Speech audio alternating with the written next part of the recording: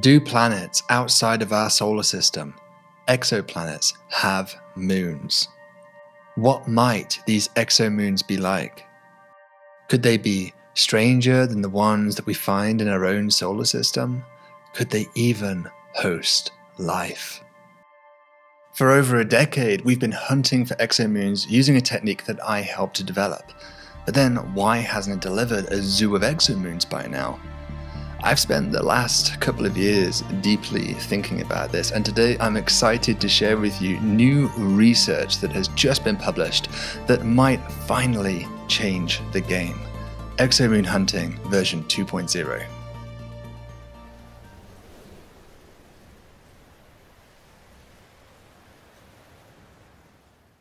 The study of exomoons is a subject close to my heart, and one which my own career has been intertwined with, for better or for worse.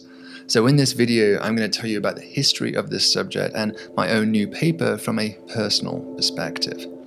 Now, I have to say that to me it's always been strange that everybody working on exoplanets isn't jumping up and down fanatically about this subject. I mean, we're talking about discovering an entirely new class of world, something not seen since the first exoplanet discovery decades ago. Just in our own solar system, moons are remarkably diverse and fascinating, from the volcanic tormented surface of Io to the plumes of Enceladus, from the methane lakes of Titan to the subsurface ocean of Europa. Just imagine how outrageously diverse exomoons will be. The mind boggles at the possibilities. Yet it has to be said that exomoons is a field with its back up against the ropes. In my own team, we have applied for federal funding for a dedicated exomoon survey multiple times, but not once have we succeeded.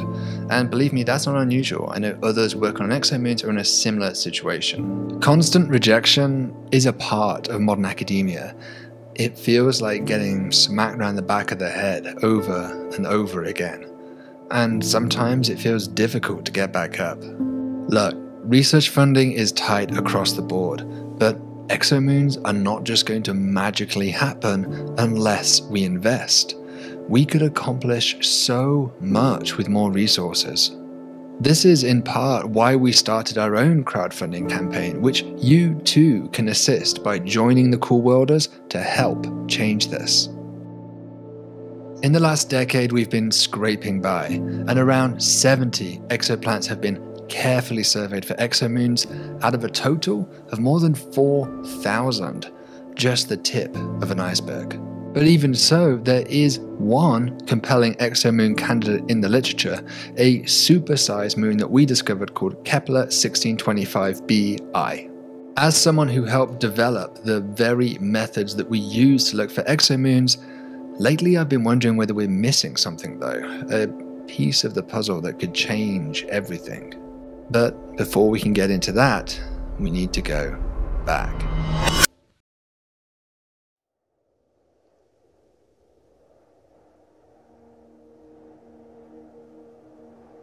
The year is 1999. Just a handful of exoplanets have been discovered, and none yet transiting their star. It was in this year that a pair of French astronomers wrote a theoretical paper that got quietly tucked away in the supplementary portion of a European astronomical journal. In it, the authors Paolo Sartoretti and her advisor Jean Schneider considered a range of different methods by which one might hypothetically detect exomoons, including the idea of what would become known as TTVs.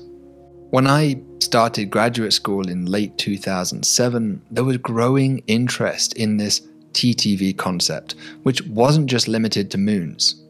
TTV stands for Transit Timing Variations, which measures the time difference between consecutive transits, or more simply eclipses, of a distant exoplanet. Imagine a distant alien world looking at our home star, the Sun, through their telescopes. If they had the right alignment to us, then one might expect them to see a transit of our home planet, the Earth, in front of the Sun once every 365 and a quarter days. This should happen like clockwork, but the Earth's position gets slightly perturbed by the gravitational influence of our moon, which means that in fact the aliens would see the Earth transit sometimes 2.5 minutes earlier than expected, and sometimes 2.5 minutes later. Those wobbles, which we call TTVs, could thus be used by the aliens to detect our moon. I was fascinated by this brilliant idea by this pair of French astronomers, but as I studied it more carefully, I realized that it had two major problems. First, moons orbit planets too fast. Let's again think of the Earth's moon, which completes an orbit once every 27 days around the Earth. Now, our imagined alien watching the Earth transit from afar would only see those transits once every 365 days.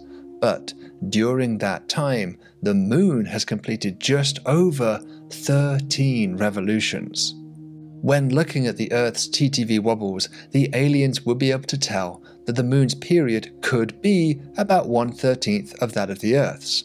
But they would also be able to see that about half of that number would work equally well, or indeed 1/4. In fact, they'd find hundreds of periods that could all work. This happens because the sampling rate, the frame rate if you like, is once per 365 days, which is much slower than the underlying cause, which is the moon's motion around the planet. Technically, we call this undersampling, and undersampling is not game over. We could still tell that there was a moon there potentially, but we wouldn't be able to say anything about its orbit or its mass. So this is frustrating, but not crippling. But the second problem is perhaps the real killer. It's not just moons that wobble planets. Other planets do as well. So if one sees a TTV, how is one supposed to tell if it's due to a moon or another planet? Especially given that we've already established that TTVs don't even let you figure out a unique solution for the putative moon's properties. Back in 1999, we didn't know of many exoplanets, but already, by 2007, it was becoming clear that they were common, and multi-planet systems too. So it stood to reason that planet-planet TTVs should actually be abundant. And that was bad news for exomoons.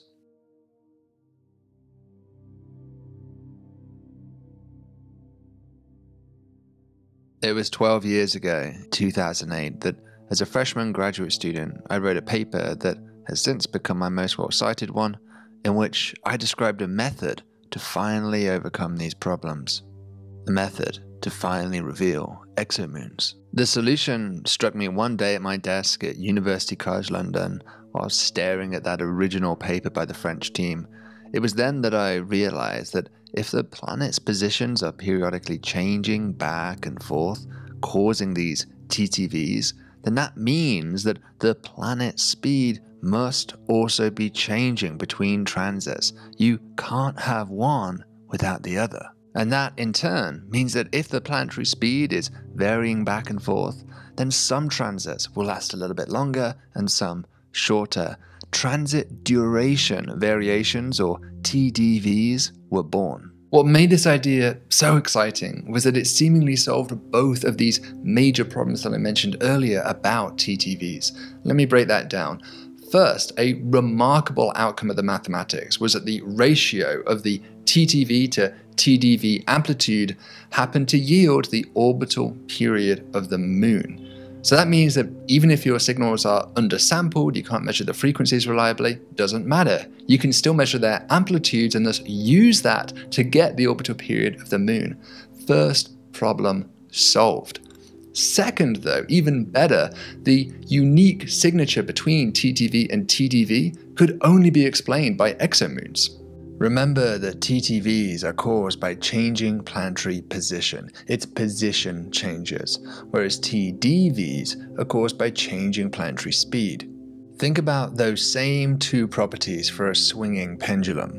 When the pendulum has its maximum positional offset, the speed is 0. Just for a moment, it seems to hang perfectly still. In contrast, when the pendulum is moving at its fastest, the position is 0. It's right in the middle. And so we can see that position and velocity share this unique, intimate relationship, and in the same way, Moon, TTV, and TDVs have a unique phase signature. Coming off the back of that paper, I remember feeling on top of the world. It was a wonderful sensation, and the impact and potential of this idea was certainly starting to gain traction more broadly too.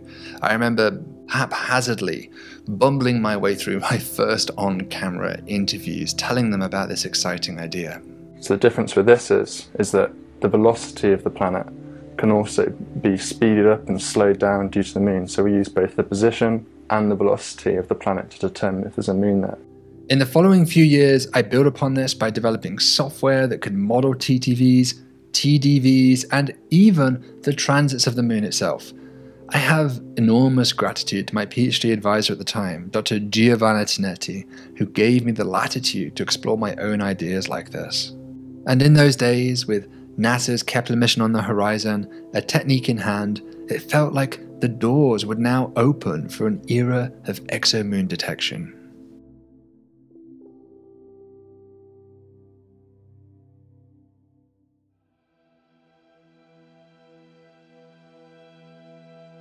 During the remainder of my PhD, I wrote some more papers refining these ideas, but also explored other topics in the field of exoplanets, such as atmospheres, eccentric planets, and even led the discovery of a couple of hot Jupiter planets myself. And yet, as I approached my graduation in 2011, I realized that I had to make a choice, because postdoc applications were generally expected to focus on a single scientific goal. A fork in the road lay ahead of me, much like what has happened to many of us in life at one point or another. On the one hand, there was searching for exomoons, something that truly excited me and I'd helped to invigorate, but it was also a field with zero detections and zero guarantee of success. I remember many of my peers at the time saying to me, "David, what if you detect no moons after years of trying? Your career would be over." And then they'd gently urge me towards the safer path. Just follow the crowd and work on topics like detecting hot Jupiters. Look, it might not be as exciting, but many teams are busy doing this. You'll easily find a nice, safe, secure job. Did I really want to roll the dice with exomoons? Gamble my entire career like that? I have to say, I wondered. Maybe they were right. Maybe it was time to stop dreaming of exomoons, to pack away those boxes, to put childish things behind me, and get a serious job, like developing incremental improvements to planet hunting methods. I got a lot of good advice though from my mentors at the time, Dr. Giovanni and Gaspar Bacos, who encouraged me to pursue that which I really enjoyed and was excited about. I realized that I would have to live with this choice, for better or for worse. Picking the exomoon path was one of the most terrifying choices I'd ever made, but something about this field, it captivated me, it lit me up, it reminded me of why I fell in love with science as a child. I decided that I had to try, else I might live my life with a regret that would haunt me throughout my days, not knowing what would have happened had I at least tried.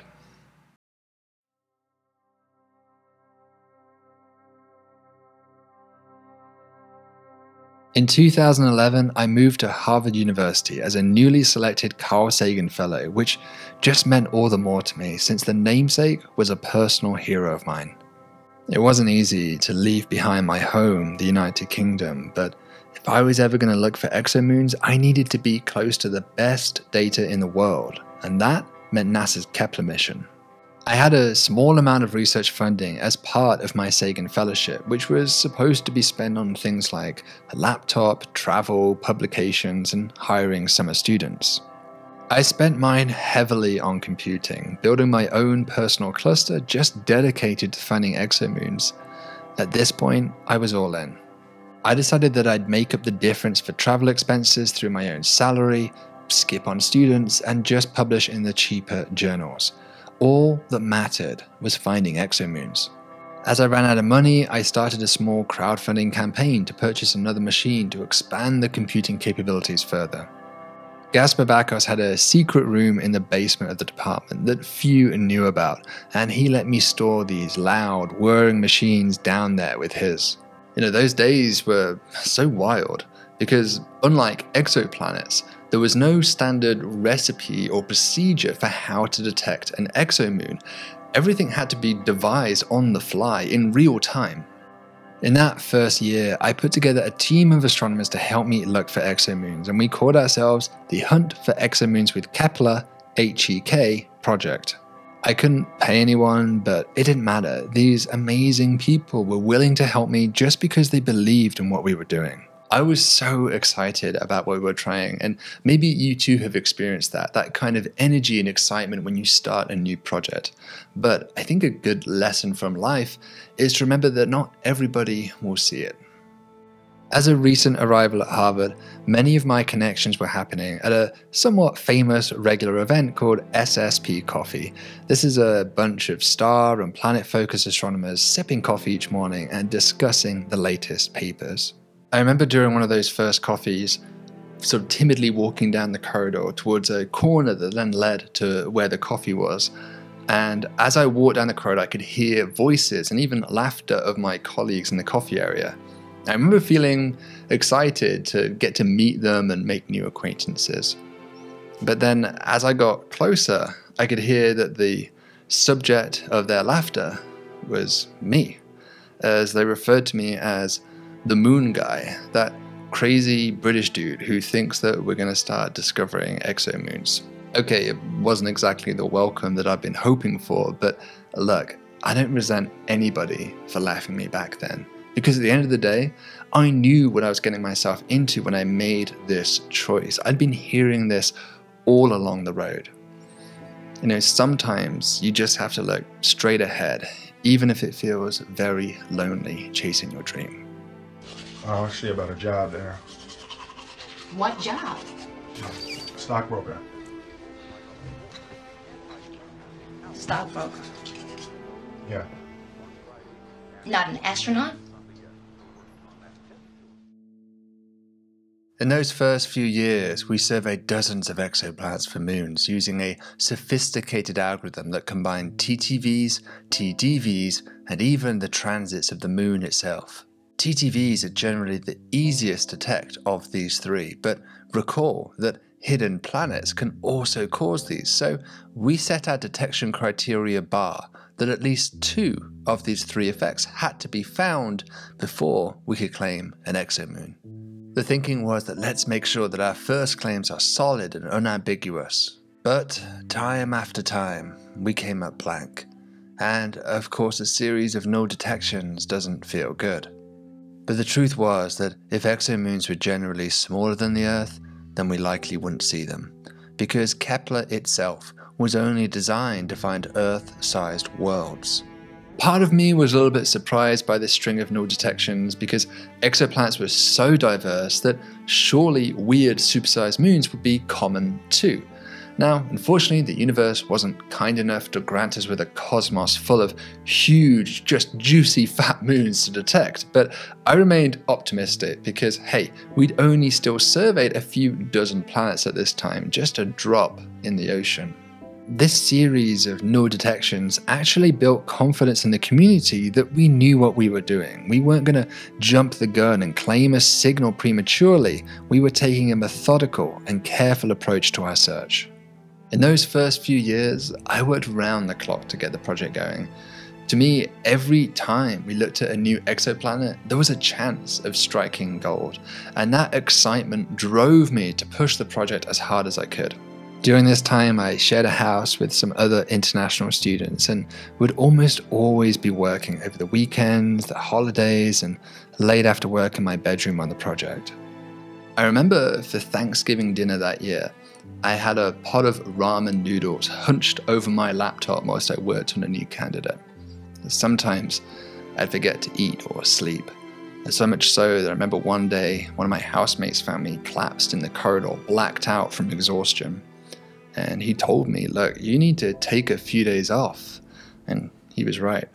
but I couldn't. I wouldn't. Look, I wouldn't expect or recommend anyone to work that way. And now I have a much healthier work-life balance, but back then, I knew it was all on me. The string of null detections was definitely not easy to stomach though. Into about the 3rd or 4th year of the project, I remember being at an evening event at Harvard with many famous exoplanet astronomers from the local area. At one point in the evening, a professor and I were discussing our research, and I was summarizing our latest Exomoon paper that described some 40 null detections. He looked right at me and kind of shook his head with a confused smile and said, "How do you keep going, David? How do you keep working on exomoons after so many null detections?" And I kind of laughed and had a little smile, and I looked back at him and said something like, "Look, it's simple. As long as I keep trying, there's a chance of success."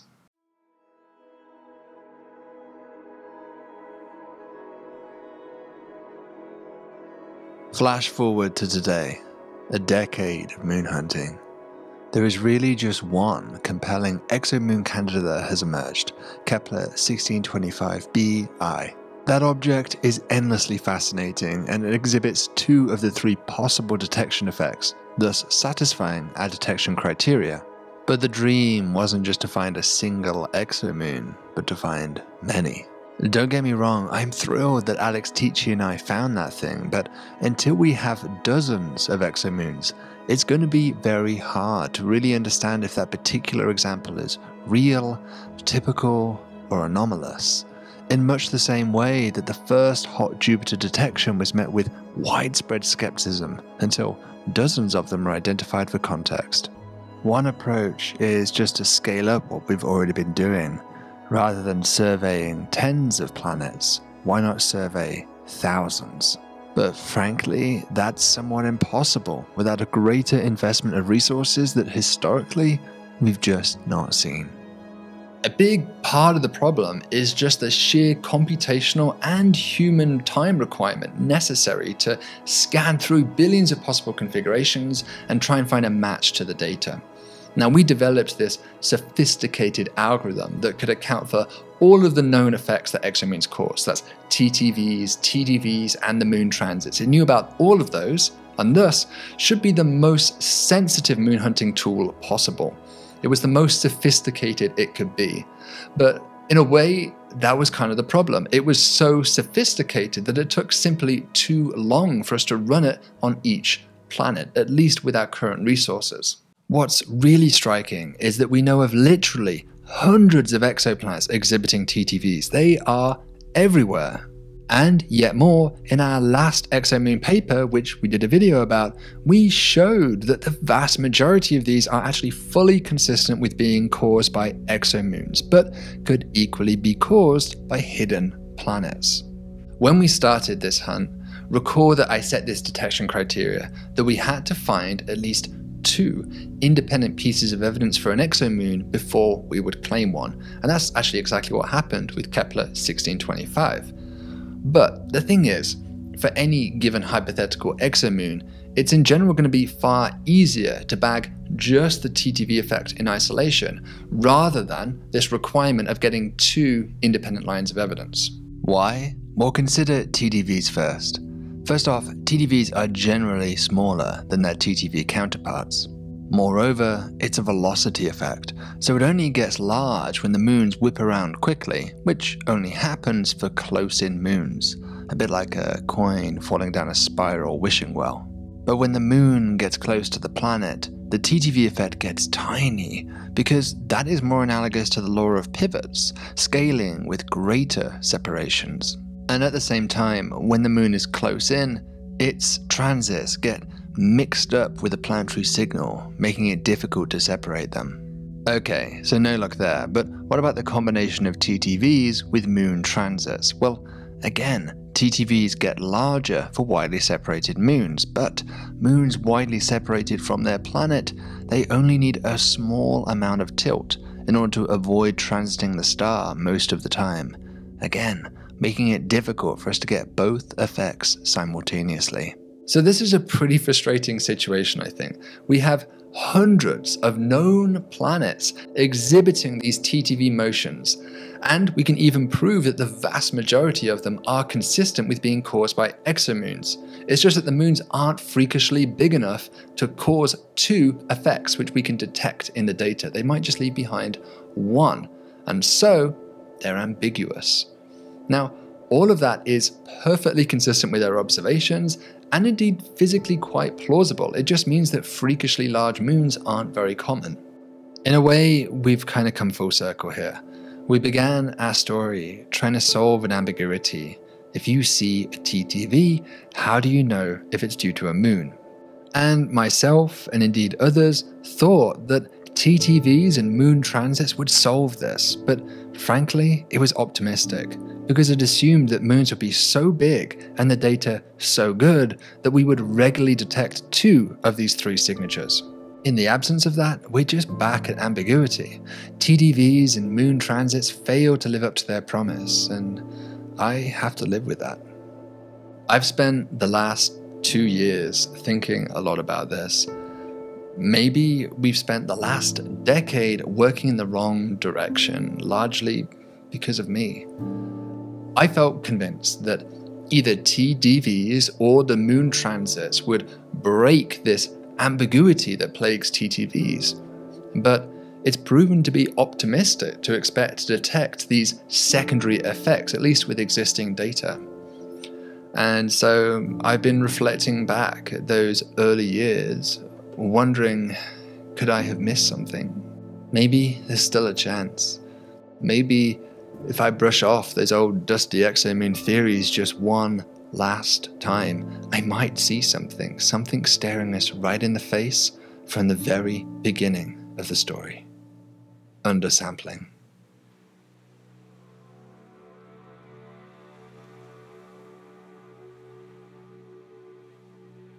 Since 2008, the community has basically thought of undersampling as a pain in the neck, a hindrance preventing us from clearly seeing exomoons.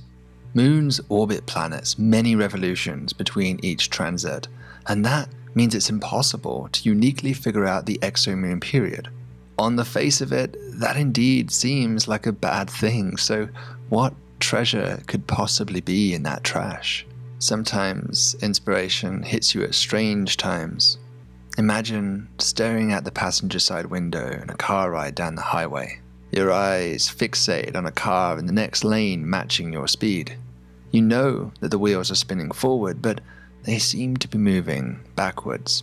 Of course, your eyes are deceiving you. You see, your vision has a fixed frame rate of about 70 images per second, but the wheels are spinning far faster than that. And so to you, the wheel's motion is undersampled. What you are seeing isn't the wheel's true velocity, but rather what's known as an alias. Now, if you're anything like me, in that moment your eyes might light up as you realize that exomoons are exactly the same. Okay, so let's work through what this means. First, if we know the planet's period and the moon's period, then we can write down an equation for exactly what the aliased TTV period would be. It takes a bit of math and a lot of coffee, but here's the answer that I derived. But in reality, we don't know the moon's period. Rather, we see the aliased period and we know the planet's period, and we're trying to figure out the moon's period. Now, trying to rearrange this equation and invert it reveals what we always suspected. There just isn't one possible exomoon solution that works, there are hundreds. Right now, you're probably thinking, David, this sounds like we're back to where we started. This doesn't really seem to have helped us very much. And you're kind of right. But now that we have this mathematical understanding of what's really going on, we can actually use it to dig deeper. So let's imagine conducting an experiment.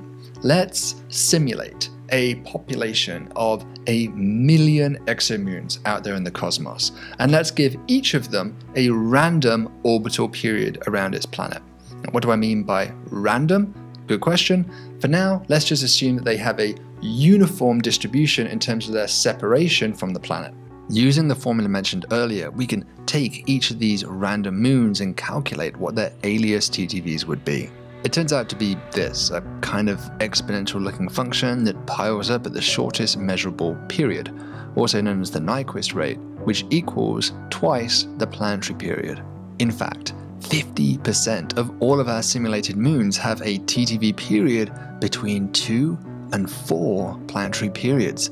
That's pretty interesting and actually a very narrow range. But before we get too caught up in this, recall that I assumed a uniform distribution in the exomoon separation. We don't really know if this is a reasonable thing to do. So let's mix it up. Let's try alternatives like a uniform in reciprocal period, or uniform in log separation, or proportional to separation. Radically different assumptions. Now, here comes something truly amazing. Are you ready? No matter what distribution one assumes, one always finds the same spread of TTV periods. That is incredible. This is potentially hugely exciting. It means that half of all exomoons in the entire universe will appear in our data as a TTV in this narrow range, a range that I call the exomoon corridor. What's truly mind-boggling about this is that that statement is true, even though we don't yet know what the distribution of moons in the universe even is yet. That is wild. If that wasn't exciting enough, things get even better. Let's take the catalogue of all cases of proven planet-planet TTVs. These are systems where both planets fortuitously transit, and they exhibit timing variations that let us prove unambiguously they must be planet-planet TTVs. Amongst these, the TTV periods hardly ever land in the exomoon corridor. In fact, only 1% of the time do they fall in this range. That's kind of nuts. For once, the universe seems to be helping us out. So, as you can probably tell, I am very excited about this paper, which has just been published, and you can find a link down below in the description if you want to read it. Look, before this, you see a TTV and nothing but a TTV, and you're pretty much stuck. You can't tell if it's a moon or a planet or what it is. But now, if you see a TTV in this narrow range, you can immediately elevate it as a high priority target for exomoon analysis. As a little cherry on top, we applied this to the exomoon candidate Kepler 1625b, and indeed find that it has a short TTV cycle, almost exactly at the median period expected for exomoons. As exciting as this is, we are just getting started, everyone. There is now hope of using TTVs in isolation to assign statistical probabilities to signals being exomoons. We might not ever end up with 100% confidences, but if we can find a large number of, say, 80% confidence signals, that alone would prove that exomoons are abundant, which very much mirrors how exoplanets are typically statistically verified these days through a similar approach. All of this is of course going to take work, but dang, this feels like the most exciting methodological development in the hunt for exomoons in a long time. I'm hoping we can find federal funding to support this, move this forward, and I will try my hardest on that front. But even if that never happens, then still we can move this dream forward through your support. Support the Cool Worlds team, and you're not just supporting a YouTube channel, you're supporting a cutting-edge research group working on the hunt for exomoons, interstellar travel, and the search for life in the universe. So you know what? I'm okay with being called the Moon Guy, and if anyone ever tries to mock your dream, don't let them sway you.